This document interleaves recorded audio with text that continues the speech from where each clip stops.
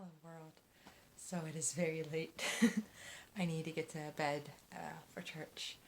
Um, it wouldn't be this late except for I would not leave my car. I actually was kind of sitting in my car for the past hour and a half or two. Crazy me, but oh my word. Um, but yeah, I did not want to. I just was sitting in the car in God's presence, basically. My car has kind of become my prayer as zone, warrior room per se. um, but yeah, tonight was pretty awesome. I can't even go into words about it, but it was super awesome. It was super cool, and it was pretty great how Jesus worked through all that occurred tonight. And yeah, I guess the best way to sum it up was a passage I read tonight. Let's just say that no matter where you are, Jesus can come. He can come in any form and any shape. He can transform the night, and he can have a church and revival when it was totally unexpected. And that's kind of what happened tonight. Was an unforeseen church service. A living church, I guess you could say, church in action, kingdom in action. The Lord's been speaking to me a lot about different things. I am going to be moving at the end of this month. I don't know where. But through that, the Lord's been definitely speaking to me, and then witnessing the church in action tonight and where I was at. It really revealed to me that this is where I need to be and this is where I need to go.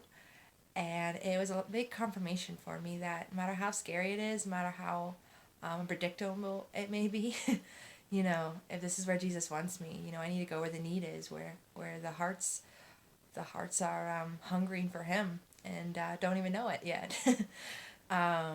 So I'm excited about that, but I don't know where I'm going yet. So definitely pray for me there. I definitely going to talk to some people this week, and I'm reaching out to a couple different agencies and seeing if anyone will be willing to help me find a place. At this point, I could live in a square box, and as long as it has a bathroom and a kitchen, I'd be okay. And pet friendly. It's gotta be pet friendly. But my main thing is I just want to be in a community, and I don't want to live in an apartment complex. So if you know of anything, please hit me up and let me know. But yeah, my heart has really gone out to people, and the Lord's really been speaking to me. It started about a week or so ago. I was just standing, before I didn't have the job, but I was standing and doing eggs, and I was just talking to God, and I really felt Him start whispering to me. He goes, whisper, whisper, whisper. He loves doing that, and yeah, it was really cool because I really felt like He took me in my spiritual as well as my spiritual heart, my physical heart, spiritual heart, physical heart, something like that. But he really took me, downtown. He really took me through the streets and showed me things, showed me possibilities, opportunities, and really started just opening a doorway to possibilities that I had not even considered. I mean, a couple weeks ago, I was an insurance agent aiming for the high bucks, aiming for the nice stuff, aiming for the cute clothes, and, all the glamour and glitz. And look how far God's taken me in a matter of days, hours, and minutes. Now I'm just like, I don't care. I want this. And more so, I want that. Um, I guess I could be happy in a square box at this point. And that's how much I feel so filled with Jesus. Love and hope and promises. As long as it's pet friendly, because my girl's coming with me. She's pretty special. We took a walk today, so. And I'm sure you know that because I made a video while we were sitting on a hill while taking a walk. But, but yeah, the Lord's really done a turnaround in my heart. And I'm super excited. But it's also made me realize, that I have a matter of days here left, and as much as I love it here, I've also come to realize that the Lord took me away from a certain place because I was not in the right place of mindset or spiritual heart to be able to work properly there. So he took me up north, which sounds silly, but he did. He took me up north, brought me to a whole different group of people, really showed me, it's safety and security and love, and really gave me a place where I could be nurtured and protected. And now the Lord's like, okay, that season's gone. That season's almost up. I think I have you in a place where I want you to go back down into the field. And that's the cool thing about Jesus, because we need rest. We need to take a step back sometimes, reassess, be like, I'm just not okay there. And the Lord sees it, and he knows it. And even though, like, my personality is like, I can do this, I don't care if I'm breaking, if I'm emotionally broken or anything, I can do this, Lord. And the Lord's just like, you can, yes, but it's not for the best for anyone. So he all the times has to be like, okay, I gotta pick you up from there and put you over here, because I have a doggone stubborn will, and I'm a little bit too hard-headed in the sense that I can achieve anything, and it's not so much true. I am not invincible, though I have tried to experience that. My dog is probably saying that I was pretty bad today. I took her on a really long walk, and I was like, I can keep going, and my dog was like, I need water. I need rest. So, we are not invincible, and we cannot just do anything. We need to do everything with Jesus and through him. So I don't know what the next weeks will be. I don't know what'll come from it, but I'm excited to see where he's going to put me, where he's going to pick me up and place me, which community it's going to be, and who's going to be there, and who I'm going to meet. Yeah, I have found an incredible network of people in my life currently, and I am so excited to keep expanding that network. I have really found true blessings and it, what is the word for it? Hidden places. I can see the image. Oh my goodness, Lord. My spiritual eyes is inactive. In action, yeah. I think it's my word. But yeah, I see an open doorway, and it's waiting for me, and I'm excited. I really am. And before I close out tonight, because it is late, like I said, I wanted to wish you all a great night, but I want to read this passage because we are incomplete without the word, and the Lord keeps showing me passages. Tonight I even whispered Isaiah 6, but I'm still not sure exactly what Isaiah 6 has to do with what occurred tonight, or if that was just, or like what exactly it fully is contending to. So I might get back to that and explain more when it comes to me. But right now I just want to read you Matthew 26. And I'm sure you're all familiar with this story, but it's very near and dear to my heart. And the Lord really put it on my heart. And I think it's going to be kind of a mission statement for me, per se, because it's something I really desire and the Lord is really exasperated on. And it's incredible the shifts he's taken in a matter of days and minutes, hours. He's such a good God. I mean, just such a good job. Good job. I'm sorry. He's such a good God. Yeah. All right, let me read this. And my Bible just closed. I think someone is, who's not good is in action right now tonight, and he needs to go back to bed.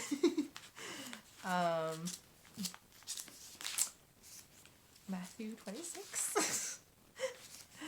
Oh my Lord, I just had it.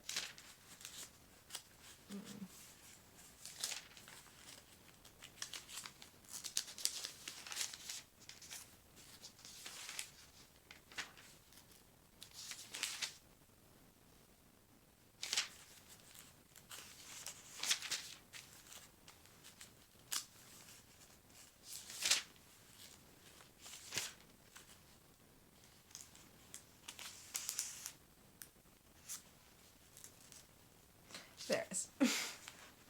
Alright, I apologize about that. So Matthew 26. 31. Alright.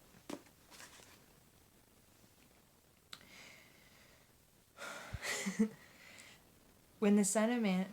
Actually, I don't want to read the whole passage. Let's start with this one.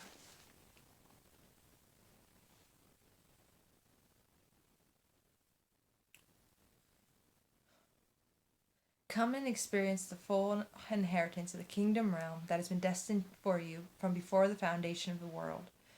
For when you saw me hungry, you fed me. When you found me thirsty, you gave me something to drink. When I had no place to stay, you invited me in. And when I was poorly clothed, you covered me. When I was sick, you tenderly cared for me. And when I was in prison, you visited me.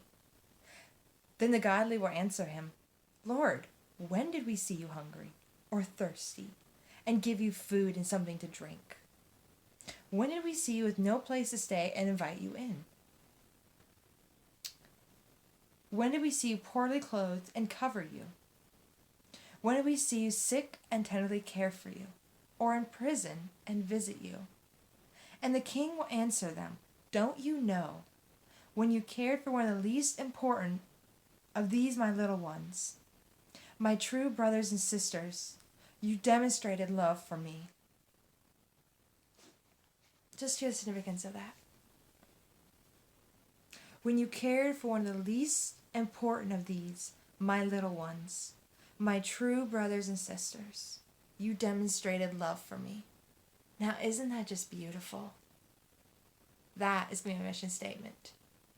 Just the simple fact that by me showing love and, care and compassion and vulnerability and gentleness and kindness and, all the virtues and more. When I do that, when you do that, you demonstrate love. You demonstrate love for God. You show people who God is through you. Isn't that awesome? So I want to leave you guys with that. Think about that tonight. Rest in that.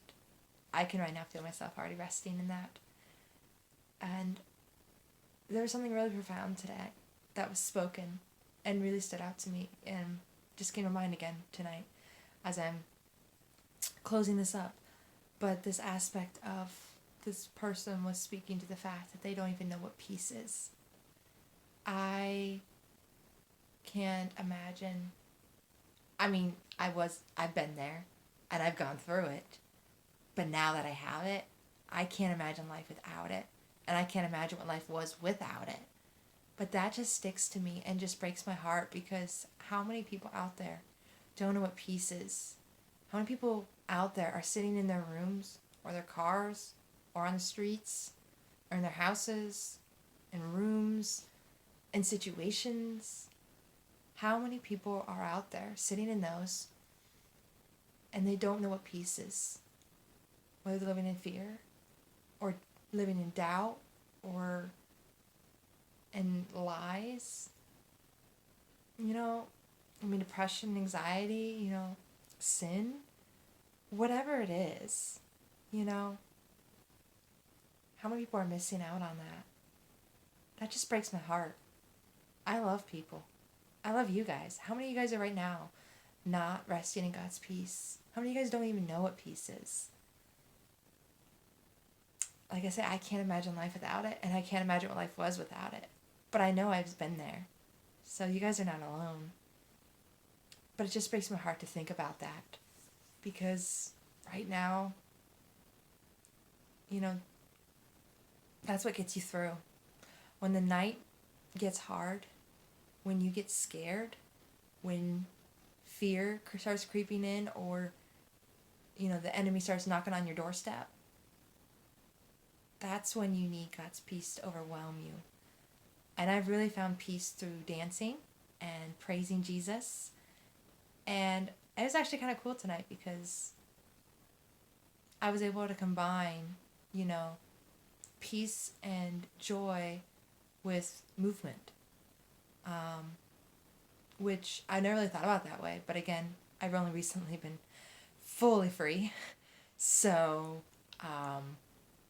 that was totally new, but super cool because it just exaggerated even more so what I had before. And that was awesome. But the ability to shift an atmosphere and bring peace into a room, it's something. It really is something. And I know the Lord has given me a gift with that. And I hope that I continue to bless those. Sadly, it is hard right now because it is COVID-19 and a quarantine and social distancing.